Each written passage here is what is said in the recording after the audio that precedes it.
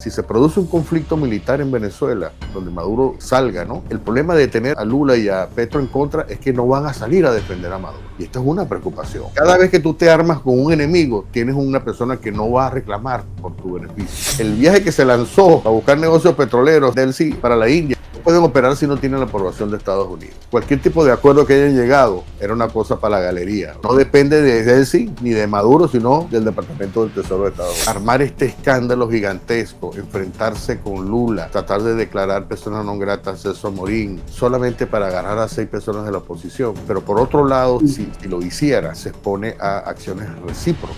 Otros países pueden meterse en las embajadas de Venezuela también, y esto pudiera desencadenar un precedente que no le va a convenir tampoco al régimen venezolano, porque como sabemos, muchas de estas embajadas están siendo utilizadas para el tráfico. Por ejemplo, estas famosas maletas de Delcy se metieron en la embajada venezolana en Madrid, y no sabemos en cuántas embajadas del mundo de Venezuela están almacenando dinero en efectivo, lingotes de oro. Yo no vivo en los Estados Unidos, pero yo nunca había conocido de que se hablara de fraude, 2 intentos de asesinato a uno de los candidatos. De verdad que esto es histórico. Cuéntame cómo ves tú las elecciones y sobre todo, si gana uno o gana el otro, ¿cómo queda Venezuela allí? Y vamos a darle la bienvenida ya porque veo que hay muchísimos suscriptores que ya están escribiendo, que te están esperando, Castro. Estoy impresionada. Es una cosa de Ricky Martin y tú, pues. No, creo que es un poquito exagerado, pero encantado, Nito, de estar contigo en tu programa excelente.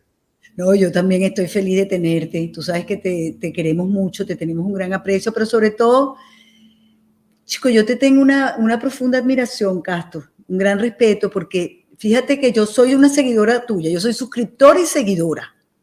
Gracias. Y yo te veo y me doy cuenta que cada programa tuyo va en aumento, o sea, 100,000, 200,000, 300,000 vistas en pocas horas, ¿no?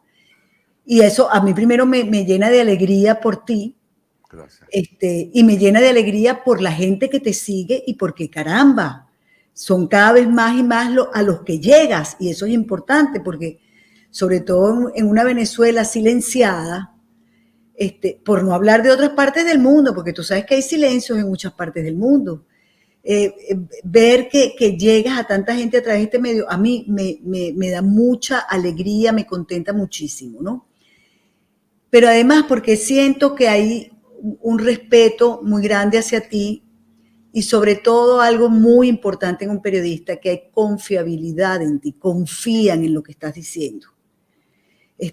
Además, das datos, das datos muy, muy duros, es decir, basados en conocimientos, en informaciones de fuentes en las que tú confías muchísimo, que por lo que entendemos no te fallan, o se han fallado es pocas veces y no de manera intencional. Entonces, yo te quería preguntar, quería empezar así, o sea, ¿qué sientes tú cuando te escriben, que veo que te escriben de tantas partes del mundo? ¿Qué sientes? ¿Cómo interpretas tú esto que te está pasando? Que yo sé que te ha pasado en otras oportunidades, pero ahora esta es otra plataforma, otro formato y también te sucede. Cuéntame. Mira, Nito, pues primero un gran saludo a la gente que te sigue, a ti también, desde hace mucho más tiempo que yo, por cierto. Mira, yo creo que esto es una expresión del hambre por información, por ver qué es lo que está pasando adentro, ¿no? Y yo creo que no es una circunstancia, no es una casualidad, pues la gente quiere desesperadamente saber, por un lado, saber, digamos, los entretelones, que es la cosa que uno quiere, digamos, ofrecer, ¿no? Tratar de desentrañar qué está pasando debajo, qué está pasando por detrás, qué es la parte que no se está viendo, que a veces, por supuesto, no es fácil encontrar la información, pero hay gente que la está filtrando y entonces hay un trabajo ahí importante que consiste en, digamos, confirmar esas informaciones y luego presentar un panorama del régimen que no se está viendo. Eso por un lado. Y lo otro es que, bueno, digamos, esta es la nueva economía del periodismo, es decir, lo estamos viendo en todos lados. En Estados Unidos, por ejemplo, ya las plataformas de las redes sociales, la gente, un altísimo porcentaje de la audiencia en Estados Unidos en general, ¿no? De todas las edades, utiliza para informarse plataformas como Facebook, como YouTube. incluso hasta TikTok. Hay gente que se informa solamente con TikTok. Olvídate de los programas, de los grandes periódicos, de los grandes canales de televisión. Todo eso está de capa caída, ¿no? Y naturalmente la gente está obteniendo respuestas a lo que está buscando, y cuando la gente consigue algo, se pega ahí, ¿no? Sí. Y esto ocurre, digamos, en muchos casos aquí en Estados Unidos, gente que en Europa también, ¿no? Gente que también ¿Y ofrece estás en información. TikTok también? Sí, estoy en TikTok, pero claro, TikTok tiene un formato que es muy distinto, es un formato, digamos, de muy corta duración. Los usuarios de TikTok tienen una tendencia de mantener lo que llaman o sea, pasan el Como video, pasar la página rápidamente. un poco lo que ocurre también con Instagram. Son Mm, dinámicas, ¿no? Y también creo que es importante tener una presencia ahí en esas plataformas, porque claro. esa plataforma la está viendo la gente más joven, por ejemplo, ¿no? Sí. Y también hay que tener por supuesto, ¿no? Una producción de contenido, aunque todo esto es, por supuesto, complicado, porque esto cuesta dinero, esto es tiempo. A veces uno está tratando de, tú Yo sabes, digo que es mucho tiempo. Yo también tengo esa plataforma, pero uy, a veces la abandono, ¿sabes? sí, Uno no puede estar en tantas cosas al mismo tiempo. exactamente, Entonces, exactamente. abandono, pero tienes razón, primero que yo nunca me hubiera imaginado que TikTok se convirtiera en una herramienta de información. Sí. Yo pensaba que era más bien para echadera de broma, tú Al sabes. principio surgió, Sí, y en muchos lugares se utiliza así, como una, digamos, como una distracción, ¿no? sí, Pero en pero se ha situaciones como las convertido, de, se, perdón, se- se ha ido transformando. se va Y ahora, transformando como un medio de información. Repito, la gente en Estados Unidos, y esto lo dicen las encuestas, ¿no? Las encuestas serias.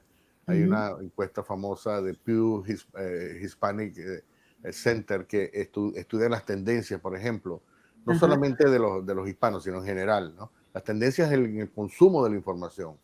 Y una de las cosas tremendas, por eso es que tú tienes el caso, por ejemplo, no sé si has seguido toda esta polémica del Washington Post, el dueño que es Jeff Bezos, que es el presidente o el dueño de Amazon, decidió que no iban a apoyar a ningún presidente, y luego Sí. explica, ¿no? Estamos perdiendo audiencia porque estamos tomando parte en la política y esto tiene un costo y la gente no nos está creyendo, se está yendo a las plataformas, escuchando gente que Pero supuestamente no tiene yo te quería, credenciales.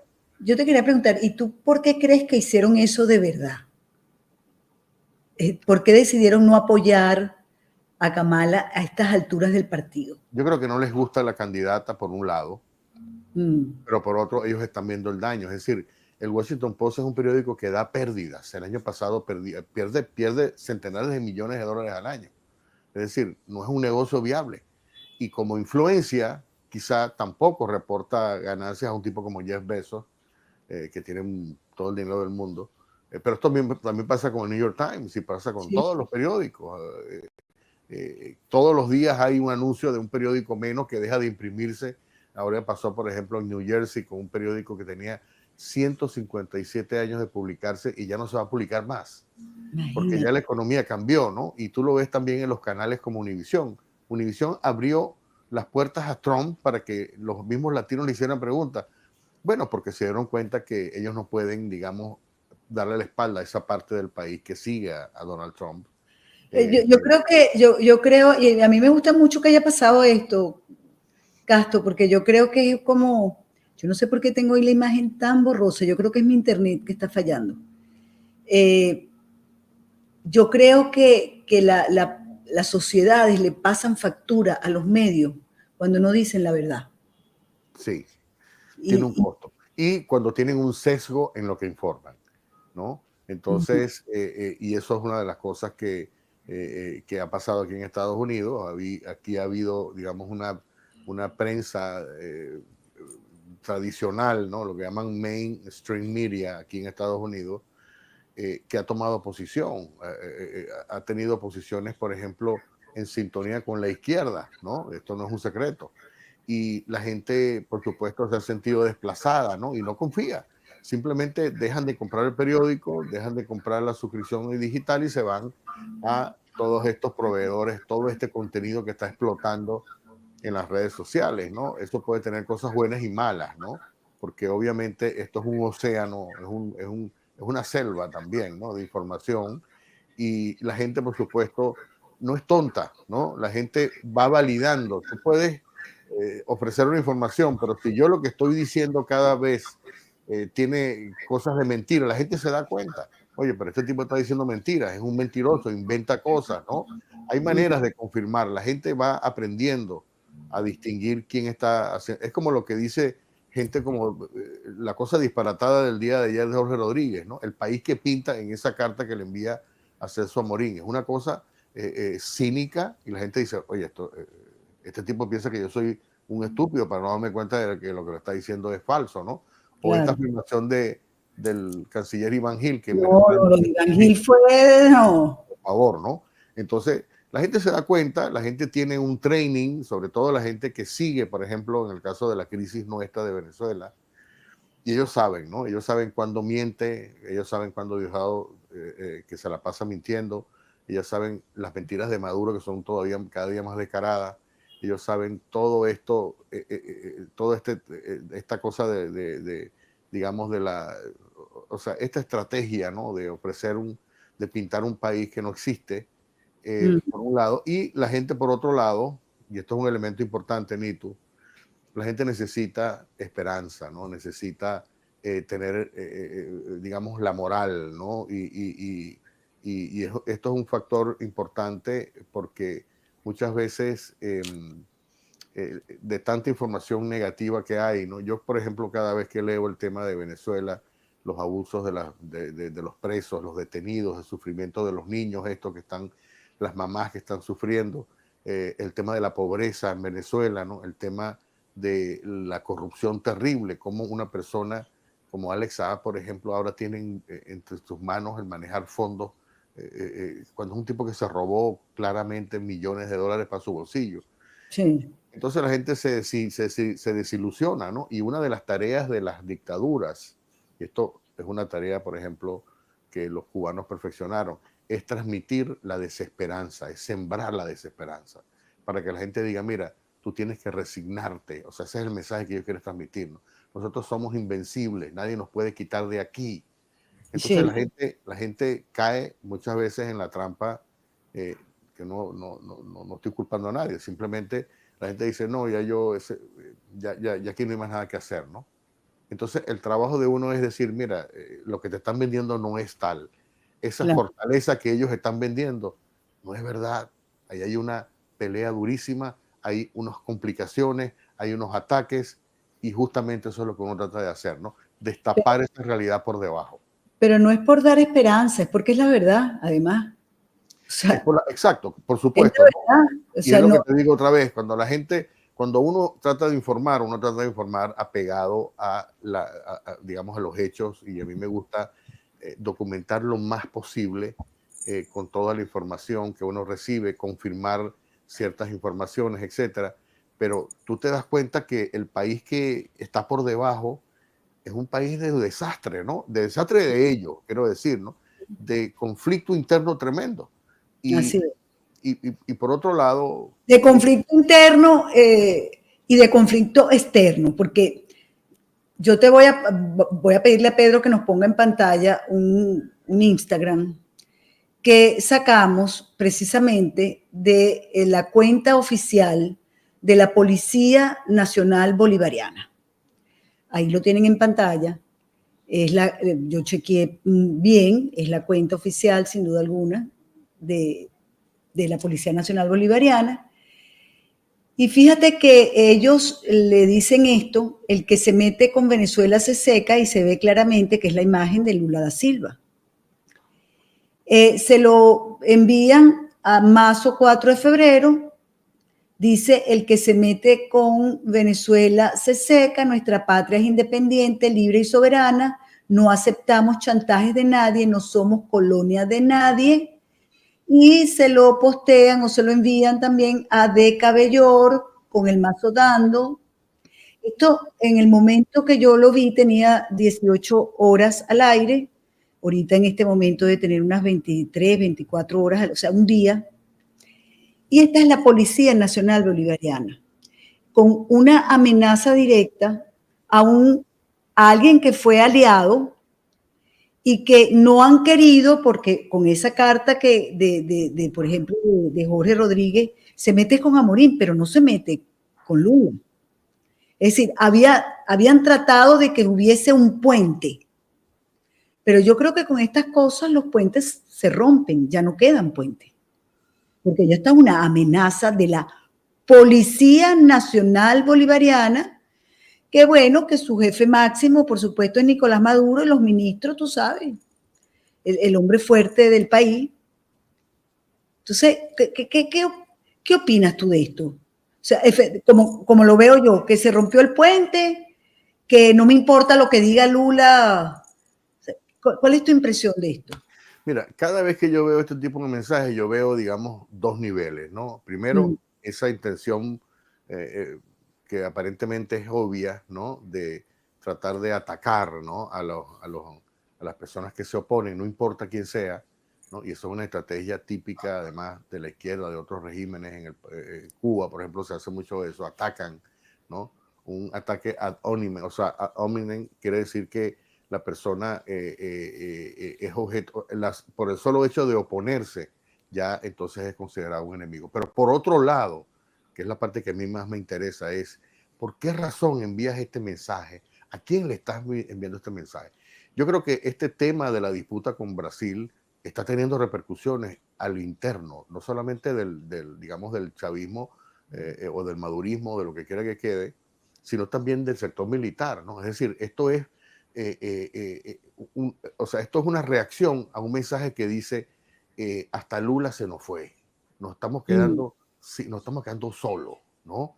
Estamos en la soledad, ¿no? Entonces, estos reaccionan con una campaña tratando de decir, nosotros somos invulnerables, ¿no? Nosotros, el que, que nos ataca, pero en el fondo le estamos diciendo a la gente nuestra, mira, tenemos fuerza todavía, no, o sea, no estamos solos, nosotros somos, es un mensaje desesperado, en mi opinión, ¿no? O sea, un mensaje que expresa, digamos, una angustia, porque están estas dos personas que son muy influyentes, no solamente, digamos, en el concierto del hemisferio de la región, sino también en el concierto de la izquierda, ¿no?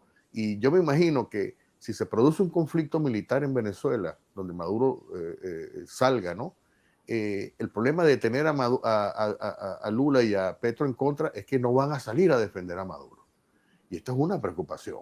Entonces, cada vez que tú te armas con un enemigo, tienes una persona que no va a reclamar por tu beneficio, ¿no? Que no va a ver por tus derechos, cualquiera que sea, posiblemente no te van a recibir, ¿no? Como asilado político, no solamente a Maduro o a Diosdado o a los demás, sino también a los otros funcionarios medios, militares, etcétera. O sea, esto es una cosa que tiene repercusiones que van más allá de una simple campaña, y esto es una cosa que es un mensaje que ellos transmiten como para decir, mira, tranquilos, lo tenemos bajo control, vamos a combatir a esta gente, vamos a unirnos frente al enemigo común. Pero eso obviamente que ya también es un disco rayado, incluso a lo interno, ¿no?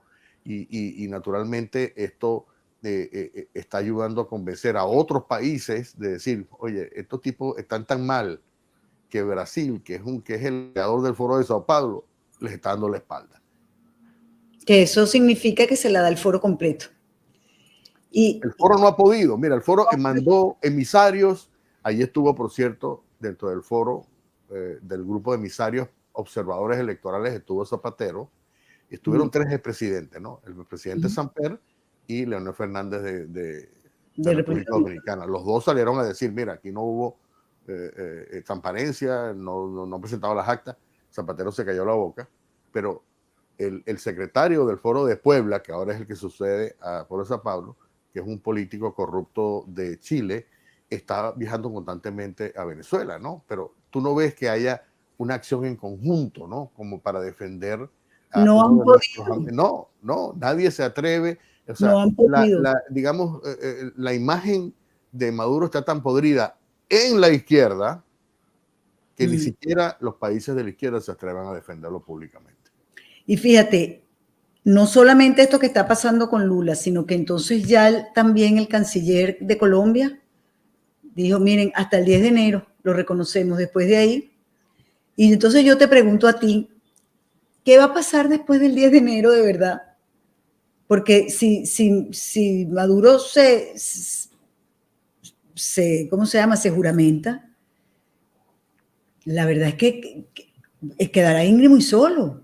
Porque eso que tú has hablado también estos días, o sea, lo que le pasó en Rusia es una cosa gravísima. Y yo diría, tú sabes lo que es que tú hagas viajar al presidente de la República, a Maduro, que además viajar para Maduro es un riesgo enorme. Montarse en un avión, recorrer eso, no pasar por el cielo europeo, sino dar una vuelta larguísima, para que no te reciba nadie. Para que además, no es que no te reciban, que te veten, que es peor. Exacto.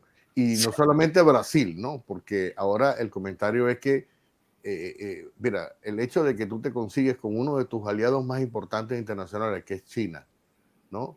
China fue simplemente un encuentro de pasillo. O sea, Delcy, ni quien quiera que sea que organizó esta gira de Maduro, tuvo ni la fortaleza o no logró convencer ni siquiera la Cancillería de China para decir, mira, vamos a meternos en un cuartico, vamos a hacer una reunión de Estado, vamos a tratar para que me deje el apoyo. No, eso no ocurrió con China. No, terrible. Ocurrió solamente con Putin porque era el anfitrión del evento. Pero bueno, y ahora pusieron... Entonces China, o sea, cuando tú ves eso, tú dices, bueno, pero entonces, ¿cómo va a ser la reacción de China si Maduro cae en peligro? ¿No? Porque yo creo que ni siquiera a los chinos les interesa darle asilo político a unos tipos, además, acusados internacionalmente por narcotraficantes. Es decir, como tú quieras que veas este panorama, todo está complicado. Y luego entonces sale Delcy, bueno, perdón, no quiero... No, que no sé si has visto, porque yo lo vi hace 2 o 3 días, ahora a Nicolásito Maduro Guerra en China, con una delegación, oye, pero como de 20 personas, 30 personas, que están estudiando socialismo en China. Entonces aquí estamos en Shanghái, no sé qué. Y tú dices, pero esta gente se cae a cobas todo el día. Lo que hacen es gastarse los reales de los venezolanos, eso sí, ¿no? Sí, pero tú... y posiblemente, digamos, están preparando el terreno, ¿no? Porque en medio de toda esta situación está el perenne plan B, ¿no? Las discusiones de qué pasa si eso te viene abajo, cómo voy a salvar yo a mi familia, de cómo salgo de aquí, hacia dónde salgo, quién me va a dar asilo, cómo me mantengo durante estos tiempos, ¿me entiendes? Si me están en Venezuela, ¿quiénes son mis enemigos? ¿Cómo me voy a proteger? O sea, todo esto forma parte de las discusiones diarias de estas personas y además eso es lo que se está filtrando también de adentro. La gente dice, mira, aquí se está hablando de quién me puede proteger en el futuro, si esto se viene abajo, ¿no? Entonces... ¿Tú crees, perdón, que parte de esa gira que está haciendo esta señora Delcy es también tanteando el terreno, a ver por dónde nos reciben? Bueno, Delcy... Porque yo no sé en qué anda. Mira, Delcy está como loca buscando algún tipo de acuerdo para hacer negocios, ¿no? Se fue para la India, pero imagínate tú el caso de la India. La India tiene 9 compañías que están operando en Venezuela, de las cuales 5 son farmacéuticas, ¿no? Yo digo que no sé cuál será la calidad de esos productos genéricos o médicos que vienen de la India. Bueno, no quiero entrar en ese detalle, pero 3 de las compañías son compañías petroleras de energía.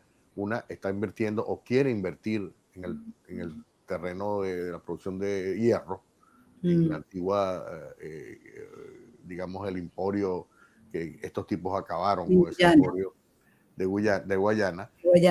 Entonces, pero hay 2 compañías petroleras que también tienen la posibilidad de invertir, pero no están invirtiendo porque, entre otras cosas, necesitan una licencia de Estados Unidos para operar. Es decir, que el viaje que se lanzó para buscar negocios petroleros, Delcy, para la India, que se reunió con su contraparte, que es el ministro de Energía de la India, que es que preside esta compañía petrolera, no pueden operar si no tienen la aprobación de Estados Unidos. Entonces, o sea que cualquier tipo de acuerdo que hayan llegado era una cosa para la galería, o sea, entre una cosa que no depende de Delcy ni de Maduro, sino del Departamento del Tesoro de Estados Unidos.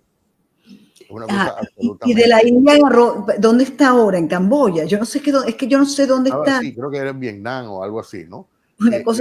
Pero es lo mismo, es decir, mira, estos países, ¿no? De este estilo, sí, Vietnam, por ejemplo, es un país que imitó el modelo de China, que es el modelo, digamos, de capitalismo. O sea, tú puedes hacer dinero, puedes hacer empresas, puedes vivir, tienen turismo, pero no te metas en política, ¿no? Exacto. La política la manejan ellos. Pero aún así tienen conflictos con China por temas territoriales, etcétera. Pero el tema de ellos siguen siendo en el fondo un país capitalista. Es decir, un país que valora primero la productividad, por supuesto, hacer las cosas by the book correctamente para funcionar, ¿no? El tema de la corrupción también es castigado y además ellos se dieron cuenta que eso no funciona. Lo mismo que en China, ¿no?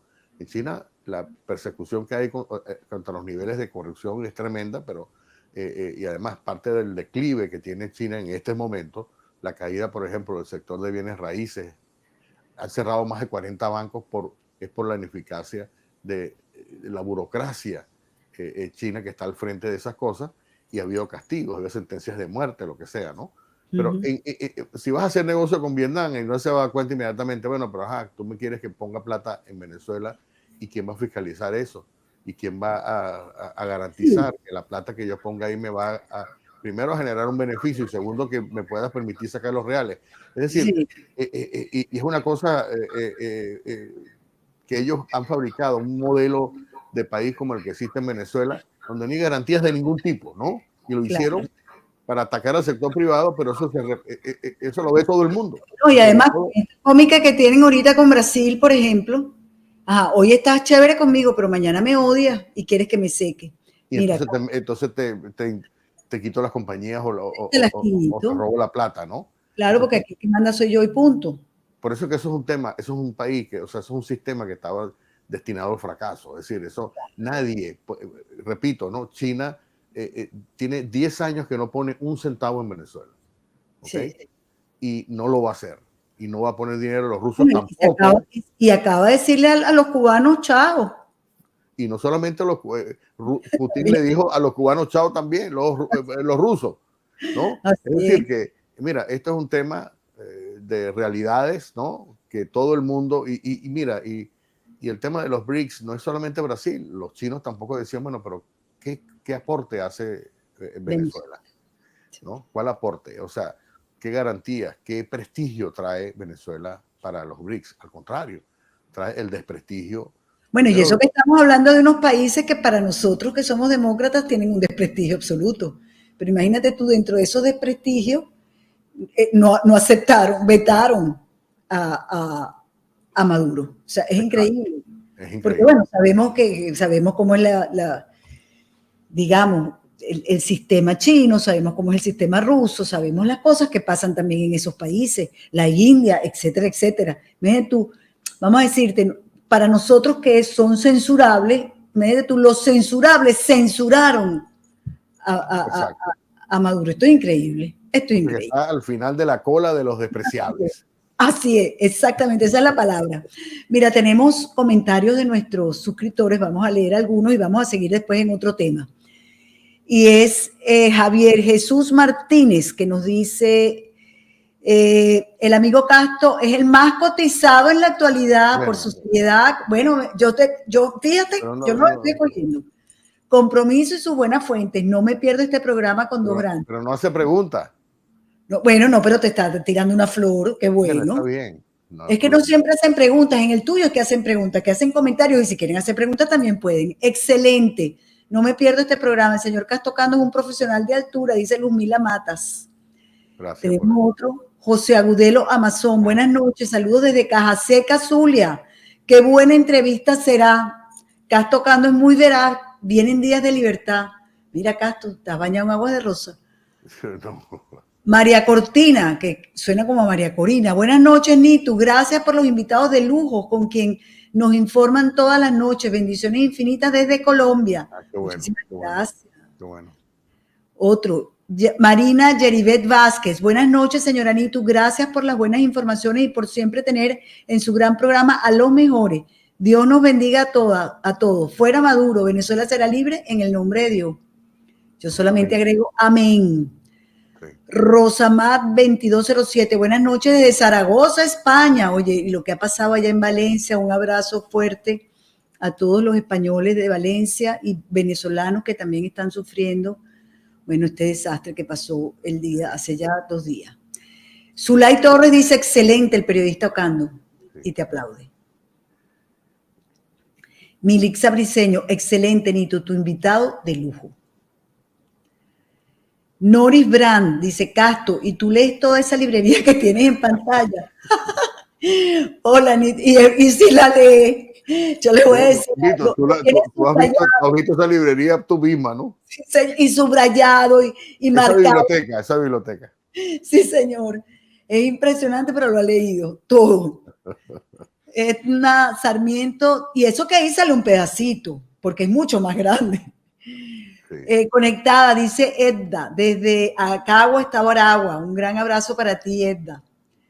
Alfredo Castillo, mucha información y opinión en el programa de hoy. 2 acuciosos periodistas. Felicitaciones a Nito Pérez Osuna y Casto Ocando. Gracias, Alfredo. Un abrazo para usted también. Bueno, vamos a pasar a otro tema. Un saludo, Nito, y ese invitado de lujo, dice Carmen Victoria Rivera Moreno. Mira, yo debo decir que Nito, o sea, el sello tuyo también es que tú eres una persona combativa, ¿no? Y hay que tener, digamos, la paciencia y la tenacidad para ser combativo todo el tiempo. ¿Ves? Bueno, y la gente te respeta y hay gentuzas por ahí que te odian, ya sabemos de qué estamos hablando. Sí, pero es porque tú no te dejas convencer, o sea, no. eso es una cosa importantísima. Tú, Casto, nosotros fuimos criados por unos padres maravillosos. Sí. Tenemos una formación demasiado sólida. Sabemos lo que es correcto y lo que es incorrecto. Sabemos lo que es vivir en libertad y lo que es vivir encarcelado y silenciado. Y no, es vivir en un país serio como lo vivíamos antes, un país, ¿no?, más amable que el que tenemos ahora. Claro, claro. Tú sabes, además, por ejemplo, tú que eres de Falcón, mi marido que es de Falcón, ustedes son paisanos, lo que era Falcón, donde todo el mundo se conocía, donde, bueno, de allí surgieron algunos guerrilleros venezolanos famosos, pero había un respeto hasta con ellos. Sí, claro. Si se le moría la madre a uno de los guerrilleros. La gente de izquierda se les permitía tener vida y vivir sin... Nadie los perseguía. Nadie los perseguía. O sea, podía haber el comunista más radical y sin embargo tenía cabida. Así es. Pero este cuento de la guerrilla, lo que pasa es que ahorita se me escapó el nombre, hay un guerrillero famoso falconiano. Douglas Bravo. Douglas Bravo, que se le murió la madre, creo, o el padre, no recuerdo quién. Y él mandó mensaje pues, al gobierno del momento, al gobierno de turno, porque él quería ir a despedir a su madre o a su padre, no recuerdo cuál de los dos. Y el gobierno le dijo que sí. Sí. Y estuvo, bajó de las montañas, enterró a su familiar y se fue. Y después se volvió a la guerrilla. Y se volvió a la guerrilla. Bueno, pero mira, hasta en la guerra pasan esas cosas, ¿entiendes? Sí. Claro, cuando hay 2 grupos encontrados con armas. El problema es que en Venezuela no hay una guerra. En Venezuela lo que hay es un grupo opresivo que quiere aniquilar al otro, que es mayoritario, pero que no tiene armas. Esa es la verdad de lo que pasa en Venezuela. Sí. Entonces es complicado, pero yo como tú, yo tengo fe, yo también reviso. Tú sabes que yo digo que una de las pocas cosas maravillosas que me ha dado el exilio es que ahora veo el bosque y no el árbol que tengo enfrente. Exacto.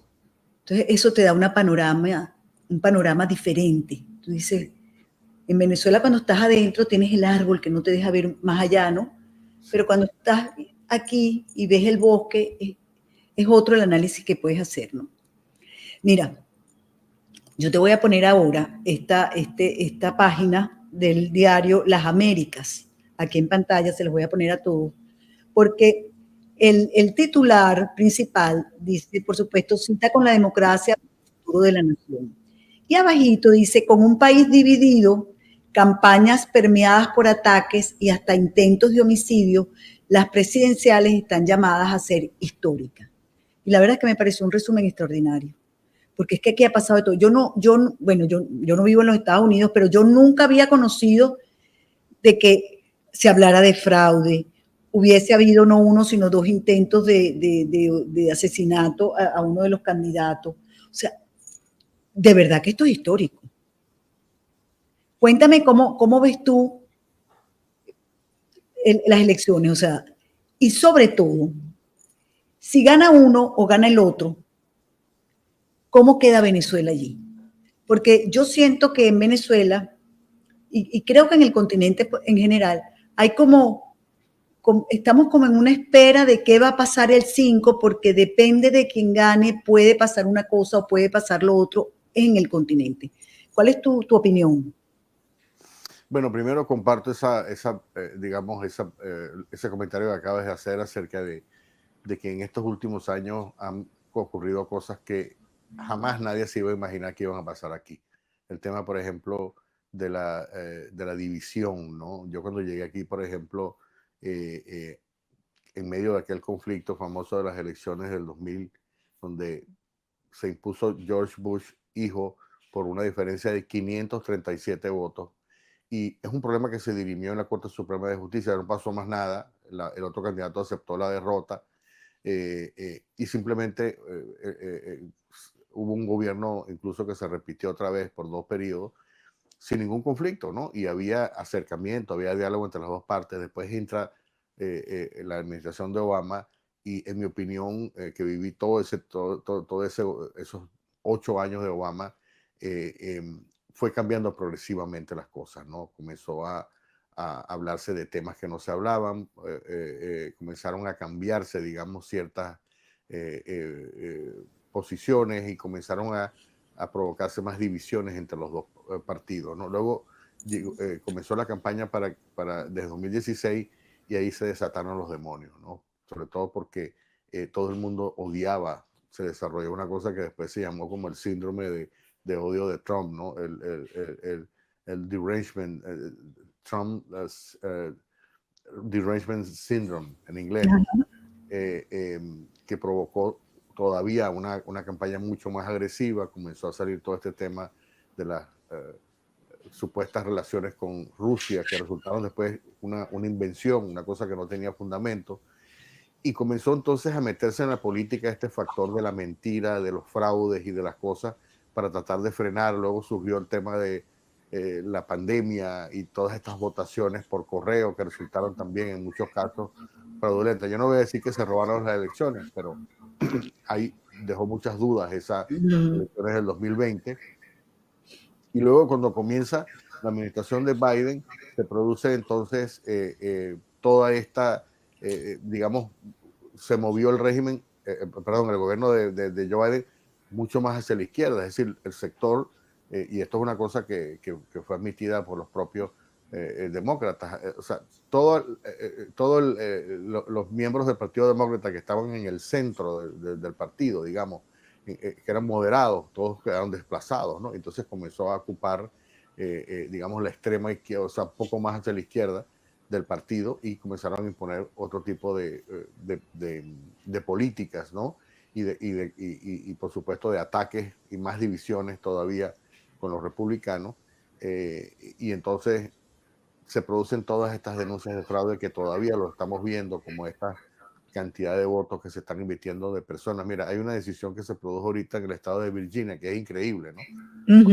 Hubo más de 600 personas que les llegó una boleta de votación y ellos dijeron, mira, yo no soy ciudadano, por lo tanto yo no puedo votar. Entonces hicieron ese reclamo a la autoridad electoral del estado de Virginia y esas personas no dijeron, no, yo no quiero cometer ilegalidad porque como no soy ciudadano, estamos hablando de inmigrantes, ¿no? Yo no puedo votar, porque si voto, entonces queda mi nombre y después quedo yo metido en un problema ilegal que me va a afectar en una futura petición de legalidad. Entonces, entonces vino un juez que dijo, bueno, entonces como o la autoridad electoral dijo, como estas personas dijeron que no eran ciudadanas, vamos a sacarla del rol de los votantes, o sea que no pueden votar, ¿no? Y la sacaron. Entonces el Departamento de Justicia demandó a la autoridad electoral del estado de Virginia por haber sacado a estas personas que no tenían derecho a votar, ¿no? Y entonces hubo una decisión de la Corte en Virginia diciendo, no, estas personas ahora deben otra vez ser consideradas votantes, cuando Pero desde el principio no lo eran. Entonces, hay muchos de ese tipo de detalles que están pasando en Estados Unidos que nunca antes pasaban y lamentablemente llegamos a estas elecciones con una división profunda, con un cero entendimiento de ninguna parte aunque debo decir lo siguiente, ¿no? Y Mm, digo, esto es una de las cosas que me produce, digamos, angustia, porque eso no existía, digamos, hace 20 años atrás, ha cambiado radicalmente la política en Estados Unidos, y luego estos efectos se sienten en todas partes, ¿no? Esta política, por ejemplo, de apertura indiscriminada a la inmigración ilegal en Estados Unidos ha sido también una cosa tremenda, ¿no? Que ha claro, permitido la presencia de estos grupos. Pero en el tema de Venezuela, como me preguntaste, me parece que hay, es decir, la manera como yo lo veo, cuando trato de la política, yo tengo mis preferencias electorales, pero a la hora de Venezuela es importante valorar porque es un tema bipartidista, ¿no? O sea, tú tienes exacto. gente que apoya en el Partido Republicano, ¿no? Y hay personas muy conocidas como Ujú, Marco Rubio, Rick Scott o María Salazar, etcétera, pero también hay gente muy influyente de los demócratas que están trabajando a favor de o en contra de Maduro o a favor de la exacto. de Venezuela. Y yo creo que eso hay que valorarlo, ¿no? Y cualquier estrategia o política o presión, cualquiera que sea, venga de María Corina Machado, venga de grupos organizados venezolanos en Estados Unidos, tiene que sopesar eso, porque Claro. al final de cuentas, lo que nos interesa, digamos, como venezolanos, es que se produzcan decisiones que terminen por acelerar la salida de Nicolás Maduro. Y en esa tarea pueden apoyar perfectamente senadores importantes del Partido Demócrata, como también congresistas y políticos del Partido Republicano. Por eso es que tiene que haber una estrategia paralela, digamos, ¿no? De apoyo. Por ejemplo, aquí cerca en Fort Lauderdale hay una congresista que es demócrata, que se llama Ujú. Debbie Wasserman Schultz, que ella es particularmente anti-Maduro y anti-Cuba. Ah, Entonces, es demócrata, ¿no? Y está acompañando a los venezolanos constantemente, igual como María y es lo Luisa. que nosotros necesitamos, eso que tú dices, que los dos partidos nos acompañen, Claro, que, porque esto que es un sea una tema decisión. bipartidista. Entonces, Claro, por eso es que yo critico muchas veces a la gente que, digamos, que se atrincheran en el tema ideológico aquí en Estados Unidos, que son sí. o demócratas radicales o republicanos radicales. Y me parece que está bien, tienen sus preferencias, pero en el tema de Venezuela, me refiero a los venezolanos, ¿no? Ujú.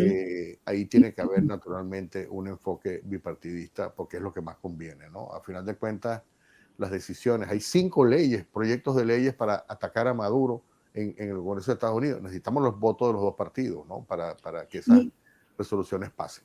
y hoy ha habido toda una revuelta porque aparentemente hay un informe que dice que Trump me tenía todo listo, pero que hubo un resquebrajamiento entre la CIA y la Casa Blanca, e incluso estuvo también la oposición en aquel momento encabezada por Juan Guaidó. ¿Tú qué nos dices has leído sobre Bueno, las... eso sí, eso es un reporte que publicó una revista aquí que se llama Wired, una revista Ujú, acerca de ese tipo perdón, de esa operación, que básicamente fue la operación del 30 de abril, donde salió, ¿te acuerdas, no? En Venezuela, Leopoldo López, Juan Guaidó, sí. etcétera, ¿no? Este, ahora, lo que cuenta allí básicamente dice efectivamente que había una intención, una disposición de la CIA, y es cierto, había una operación mucho más grande que no se describe ahí, ¿no? Había unos preparativos mucho más avanzados y detallados que tendrían que ver con una intervención, digamos, parcial, ¿no? Una Mm. intervención concreta, una penetración en Venezuela de fuerzas especiales, etcétera. Pero la razón por la cual eso no se produjo fue porque finalmente el Pentágono se opuso, porque ellos dijeron qué va a pasar el día después de que capturemos a Maduro, por ejemplo, que era uno de los objetivos. El día después, ¿quién va a agarrar ese toro por los cachos? ¿No? Y ellos pensaban que Juan Guaidó definitivamente no tenía el carácter o no tenía el liderazgo, la fuerza del liderazgo que era necesario para controlar un país. Pero ahora sería todo lo contrario, porque tenemos un Ahora, presidente electo. claro, ahora están las condiciones perfectas. Ahora hay un liderazgo de María Corina al cual, por cierto, muchos militares calladamente están diciendo que están dispuestos a someterse a esa autoridad, ¿no? Mm. Que no existía antes. Entonces, por eso es Y hay que un, y hay un presidente electo de una manera y abrumadora. además, exacto, y muy importante, ¿no? Porque Ujú, Guaidó nunca fue un presidente electo, fue un presidente interino designado que por las circunstancias era el ujú. presidente de la asamblea, que era rotativa, etcétera. Sabemos Ujú. esa historia, pero en este caso tenemos a un presidente electo y tenemos una persona que tiene un gran liderazgo, una ascendencia, incluyendo sobre los militares, y esta es la razón por la cual el régimen ataca tanto, ¿no? Y quiere quitar del medio a María Corina a como de lugar. Mira, es que tenía esta pregunta y se me escapó y quiero volver a ese tema. Y ya que me nombraste a María Corina, hay 6 personas en la embajada de Argentina que está bajo la custodia de Brasil, del primer equipo de María Corina, primer anillo de María Corina. Esta guerra que tienen ahora con Lula y con Brasil, ¿no será para definitivamente poder entrar a esa embajada y apresar a estas personas? Te pregunto, ¿lo harían? ¿Serían capaces de hacerlo? Mira, si eso forma parte de los planes, no lo sé, pero me parecería, digamos, armar este escándalo gigantesco, enfrentarse con Lula, descalificarlo, tratar de declarar persona non grata a César Morín, que es una persona además íntimo amigo de Lula, solamente para agarrar a 6 personas de la oposición. Me parece que no está claro eso, ¿no? Pero por otro lado, si lo hiciera, entonces simplemente se expone a acciones recíprocas. Es decir, otros países pueden meterse en las embajadas de Venezuela también, sin ningún tipo de respeto, y esto pudiera desencadenar un precedente que no le va a convenir tampoco al régimen venezolano, porque como sabemos, muchas de estas embajadas están siendo utilizadas para el tráfico. Por ejemplo, estas famosas maletas Oye, sí. de Delcy, perdón, se metieron en la embajada venezolana en Madrid, ¿no? Protegiendo actividades criminales dentro, y no sabemos en cuántas embajadas del mundo de Venezuela están almacenando dinero en efectivo, están almacenando lingotes de oro o quizá dinero. ¿Tú no recuerdas el caso de un embajador? Tener repercusiones, ¿sí o no? Claro, ¿tú no recuerdas un caso de una embajadora en Kenia? Claro. Que la asesinaron, sí. Y aparentemente uno de los motivos eran unas esmeraldas. Sí, había un tráfico de piedras preciosas ahí y además había triángulos amorosos, en fin, había un tema naturalmente de corrupción. Pero esto es justamente, mira, la razón por la cual, es decir, todo lo que está, lo que tiene el régimen, digo, las legaciones diplomáticas, las valijas diplomáticas, son utilizadas fundamentalmente como parte también del engranaje y de la infraestructura del crimen, ¿no? O sea, por ejemplo, muchos de los vuelos de dinero que iban desde Venezuela hacia El Salvador, en la época que todavía no estaba Bukele, sino estaba el Frente Faramundo Martí para la liberación del FMLN, o para Panamá, etcétera, eran valijas diplomáticas que se utilizaban en aviones de PDVSA y que iban a parar o iban a ser utilizadas o protegidas por funcionarios diplomáticos en esos países. Entonces, si tú comienzas a utilizar, a atacar, digamos, digamos, ese principio de la diplomacia internacional, que es el respeto de la territorialidad en términos diplomáticos, de las legaciones diplomáticas, entonces te expones a una cantidad de sabe, ¿no? O sea, ahí puede pasar cualquier cosa. Mira, Castro, tú estuviste ahorita en Europa. ¿En qué andabas tú? Bueno, estaba en unas tareas personales. Yo sé que no me lo... Sí, pero yo tengo la obligación de preguntártelo. Sí, bueno, tenía realmente algunos compromisos, algunas invitaciones para conversaciones, y, un poco, ¿no? Bueno, te la voy a preguntar de otra forma. ¿Qué nos puedes adelantar de alguna cosita que hayas averiguado allá? Mira, realmente estaba avanzando también, estoy trabajando en un próximo libro que estoy tratando de avanzar, ¿no? En investigación. Tuve algunas reuniones, pero fundamentalmente estuve visitando gente, amigos, etcétera, para tener una perspectiva distinta, ¿no? Básicamente, o sea, estaba muy interesado en ver cómo se están percibiendo las cosas desde afuera, desde varios países, sobre todo en España. ¿Y qué viste? ¿Qué recibiste? Mira, me parece que hay me encantó, por ejemplo, el activismo en España, es impresionante, ¿no? La manera como los venezolanos se están moviendo, pero además se están metiendo ya no solamente en la política anti-Maduro, sino en la política Antes. local, ¿no? Sí. Y están influyendo de una manera increíble. O sea, hubo, por ejemplo, mientras estuve, reuniones políticas con la participación de venezolanos para discutir temas locales que no tienen necesariamente que ver con Venezuela. Y eso está pasando mucho en diferentes partes, ¿no? Y me pareció muy importante eso, porque yo creo que una de las cosas que uno ve aquí en Estados Unidos con respecto a otras comunidades de inmigrantes es como la idea de influir en la política local para beneficiar o buscar influencias en nuestro país es una estrategia que debería repetirse en todas partes, ¿no? Y tiene que haber un nivel de organizatividad, digamos, para lograr estos objetivos.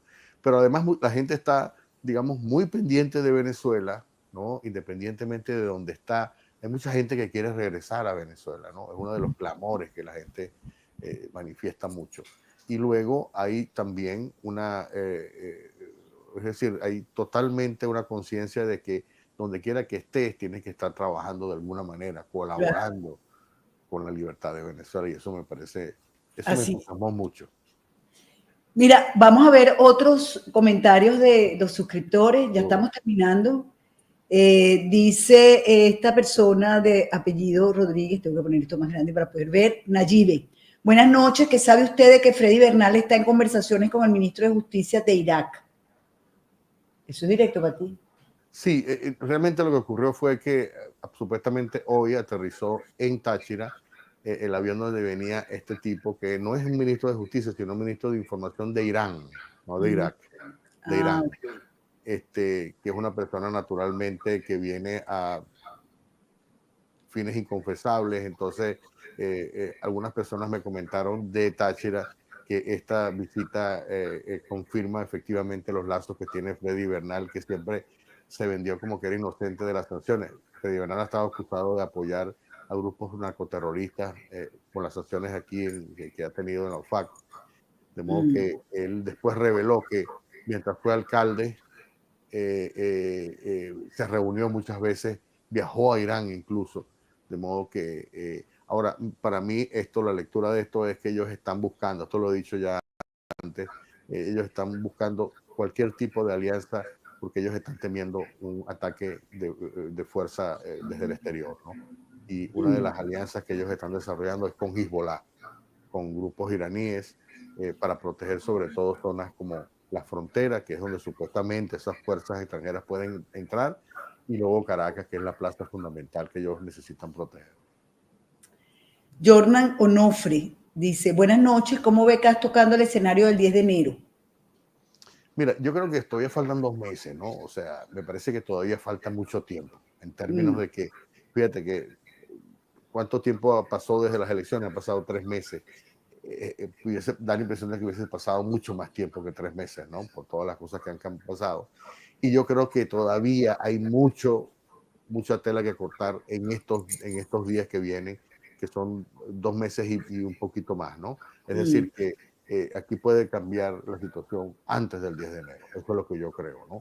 Y yo creo que a partir del 10 de enero, si no se produce el cambio, entonces va a ser un momento muy complicado, ¿no? No el propio 10 como tal, sino a partir del 10, porque ya no tienes ningún tipo de legitimidad. Ahorita tienes un mínimo estás en el periodo, en ese compás, ¿no? Donde estás, supuestamente debes entregar, estos han dicho que no van a entregar.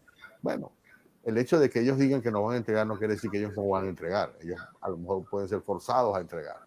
Esa es otra historia. Pero en mi opinión, el 10 de enero es una fecha complicada para ellos también. Ellos van a prepararse, todo este movimiento que tú ves, internacional, financiero, toda esta pelea que tienen con Lula, es porque ellos esperan que venga una conflagración el 10 o a partir del 10. Y yo creo que puede ser antes también, ¿no? De modo que estos son los escenarios, este es el escenario que se espera para el 10 de enero. Comparto tu opinión. Mercy Betancourt, buenas noches, Nitu. ¿Quién será el próximo presidente de la Asamblea Nacional? Esa elección interna se realiza el 5 de enero del 2025. Yo la verdad que es que no me sé ni los nombres, pero me imagino que si repitió Tarek William Saab para fiscal, va a repetir Jorge Rodríguez. Bueno, no sabemos. A lo mejor tú dices que no, porque tú dices que están en la mala, los Rodríguez, los hermanitos Rodríguez. Mira, yo creo que el régimen tiene dos problemas muy serios. Uno, que no tiene liderazgo, ¿no? O sea, el liderazgo está copado por 6, 7, 8 personas que repiten, se rotan y no hay nadie o sea, no hay otras no tienen a más nadie, no tienen a más nadie. No tienen a más nadie, por un lado. Y el otro problema que tienen es que la gente no se quiere complicar. ¿Tú crees que yo creo que la razón por la cual Tarek William Saab repite es porque ¿quién se va a tirar ese muerto encima de la fiscalía? Nadie quiere tirarse ese muerto. Que además tiene que estar de acuerdo con hacer acusaciones totalmente ilegales, inhumanas, que deciden la vida y la muerte de miles de venezolanos. O sea, sí. eso es básicamente ponerse una piedra de molino en el cuello y tirarse al mar. O sea, ¿quién quiere hacer eso? Nadie quiere hacer eso. Nadie. Estos tipos abrieron un compás, a ver, ¿quién quiere agarrar el puesto de Tarek? Y a lo mejor Tarek mismo dirige, bueno, yo estoy cansado, quiero irme de aquí, quiero irme por otro lado. No puede. Y son presos de esa situación y yo creo que, yo me imagino que Tarek tiene que haber negociado un paquete importante porque... Tú sabes que yo siempre digo que es verdad que los venezolanos estamos secuestrados, pero que ellos también. Claro, Maduro, claro. Ellos están secuestrados y de poderes enormes que no nos imaginamos. Así ellos. Es probable que nosotros tengamos un revólver en la 100 de ellos, pero yo no sé cuántas ametralladoras tienen ellos, ¿oíste? Y yo creo que eso es importante decírselo a la gente. La gente tiene que entender que este régimen es un régimen fraccionado, es un régimen con enormes complicaciones, con muchos enemigos. Tiene que se los ha fabricado ellos mismos. Ellos tienen enemigos, se han enfrentado a poderes que tienen unas capacidades que va por encima de lo que ellos pueden hacer. Toda esta demostración tecnológica en la guerra de Israel contra Hezbollah, contra Hamas, esto forma parte ahora del arsenal de cosas que ellos pueden ser perfectamente objetivos, ¿no? Es decir, aquí viene una serie ellos están, o sea, todo este odio que ellos están transmitiendo, todo esto va necesariamente, es como el péndulo, ¿no? Necesariamente tiene que venir una reacción, va a venir esta reacción, porque la humillación no solamente es en el venezolano de la calle o el dirigente, como el caso de Edwin Santos, sino también entre los militares. Hay más de 300 militares detenidos. Hay constantemente detenciones e interrogatorios por simplemente sospechar de que la persona no ha sido lo suficientemente, digamos, expresivo en las lealtades que le piden o lo que sea. Y esto genera un resentimiento que no se cura hasta que llega un momento en que eso estalla, ¿no? Y eso es un tema que ellos están todos los días cultivando, aumentando una bomba de tiempo que va a estallar en cualquier momento. Mira, yo doy por despedirme, pero aquí sigue Kakaroto. Castro, una pregunta. ¿Qué pasó con la Corte Penal Internacional? Te pregunto. Bueno, si es largo. Es largo. Yo sí te quiero hacer una pregunta con relación a eso, porque me la hicieron a mí hoy. ¿Tú qué opinas de recusar a Karim Khan? Yo creo que yo ahí comparto la opinión de la abogada Tamara Suju.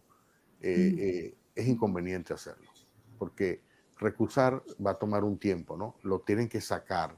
Si logras recusarlo, entonces comienza un periodo de escogencia del nuevo fiscal. ¿Y qué hacemos con una persona que igual no toma una decisión allá adentro? ¿Qué hacemos con eso?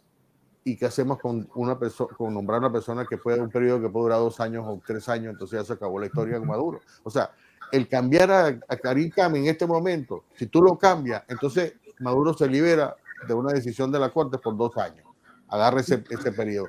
Con Karim Khan todavía hay posibilidades de presionarlo, de aumentar, de que tome la decisión, y hay la posibilidad de que haga, de que efectivamente tome. Me parece extraordinario.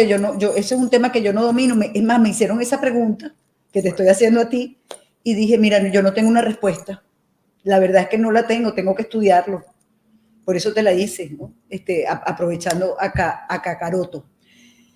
Se nos acabó el tiempo y me quedaron muchas cosas, pero hay una más que me quedó que no me la voy a perder. Y es este submarino que agarraron en Francia, con no sé cuántas toneladas de cocaína. Y entonces dice la inteligencia militar de Francia asegura que debe haber unos 10 submarinos colombianos construidos en los 2 últimos años que recorren diferentes rutas marinas con cocaína. ¿Qué sabes de esto, Castro? Sí, esto es digamos, un desarrollo que ya tiene varios años. Lo que pasa es que digamos, la construcción de los submarinos, estos submarinos se ha sofisticado más, son ahora submarinos que hacen un viaje completo desde Colombia hasta Europa, Hasta ¿no? Francia, Por yo me debajo. quedé Y lo loca. hacían también hacia las costas, por ejemplo, de España, de Galicia, hay casos, pero también tenemos casos de estos submarinos aquí al lado en Guyana, ¿no? En la frontera con Venezuela. De modo que esto es una de las, y hacia Estados Unidos, por supuesto, hacia México, por ejemplo, por el Pacífico. Y esto es parte también digamos, de la constante evolución del negocio del narcotráfico. Ellos siempre están buscando maneras, vías nuevas y, por supuesto, con este tipo de embarcaciones ya tú puedes enviar una cantidad enorme de toneladas. Por cada avioneta que tú sacas de Venezuela, de Apure o cargado de cocaína, tú puedes cargar hasta 2 toneladas apretado, ¿no? 2 toneladas Claro. de cocaína hasta Honduras, que es una plataforma, y de ahí a México. Pero con esto puedes cargar mucho más, probablemente 30, 40 toneladas, no tengo idea, Claro, no sé cuánto claro y las por ello, capacidades. por esto también el interés, Castro, corrígeme, de hacerse de los gobiernos, porque Claro, entonces tiene aviones, naves acuáticas de todo tipo, tanqueros, tienes una cantidad de cosas a tu disposición para el tráfico de drogas. Por eso exacto. es que Y se hacen de los estados. por un lado, y luego viene la otra parte del negocio, que es tan importante como esta parte de llevar la droga, que es recoger el dinero y lavarlo, ¿entiendes? Mm, Porque tú mandas 15 toneladas o lo que sea, ese dinero tiene que pagártelo a alguien y te lo tiene que pagar de una manera. ¿Cómo te lo traes otra vez para acá, no? ¿Cómo lo pones en banco? claro. ¿Cómo lo pones? Esa es la otra estructura donde Venezuela juega un papel importante también. A través del Banco Central. Entre otras, el Banco Central está sancionado entre una diversidad De entidades. de estrategias, de entidades. Se hablaba, por ejemplo, de dinero en efectivo que después se lleva a otros lugares, a otros países. Esos países te emiten entonces algún Que tipo de... dicen que en estos 3 aviones que se fueron ahorita como que iba uno con mucho dinero. No sé, es lo que dicen. Sí, también, ¿no? Y estas paradas en Argelia, etcétera. Así Es es. decir, el régimen anda en esto, ¿no? O sea, esta cosa que pasó con Delcy Rodríguez de los lingotes de oro pasa constantemente, ¿no? Y hay unas redes ahí. Es el tema, yo no sé, Castro, si tú revisas con frecuencia los medios españoles, sobre todo los radioeléctricos, vamos a decir así, yo me guindo, la verdad, el pobre marido mío a veces me dice, pero no te vas a venir a dormir, no, ya va, que se despertó España, estoy oyendo aquí una cosa, y el tema es de él, sí.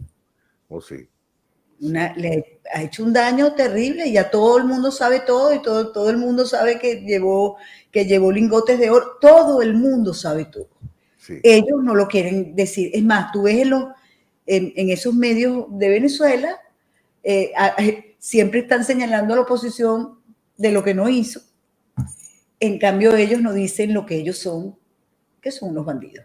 Pero no te olvides, ¿no? Todo el mundo lo está viendo, todo el mundo lo sabe, todos los gobiernos lo saben en Colombia, lo saben en Brasil, lo saben en África, aunque probablemente el tema venezolano no sea tan cercano para ellos. Pero lo saben. Pero en el caso de China, por ejemplo, lo saben, y China tiene una preocupación, porque China quiere ser, digamos, quiere establecerse como un estándar, ¿no? En el mundo económico, y tú no puedes establecerse como un estándar internacional, ¿no? De confiabilidad, quieren que la moneda de ellos, el yuan, se convierta en una moneda en este paquete de los BRIC, etcétera. Tú no puedes meter a operadores como Delcy Rodríguez o Venezuela, porque inmediatamente contaminas, ¿no? O sea, le das una sensación de sospecha, ¿no? Ese sistema ahí opera Venezuela. Entonces, ese es el problema que está enfrentando esta gente, ¿no? O sea, que hay toda esta información está repercutiendo de una manera tan negativa que esto está cerrándole puertas también al régimen. Así es. Me encantó conversar contigo, Castro, de verdad. Una hora completica nos llevamos, 1 hora y 5 minutos, muchísimo más de lo titulado, pero me encanta. Bueno. Espero hacerlo con más frecuencia. Yo siempre te voy a seguir, siempre te recomiendo todo. No dejen de ver acá tocando porque de verdad. Yo siempre pendiente también de lo que tú haces y saludos a nuestro amigo gran Vladimir. Seguro que sí. Un gran abrazo para ti, igual para tu mujer, tu hija, todo el cariño del mundo y nos vemos pronto, ¿sí? Por el favor de Dios. Maravilloso, gracias.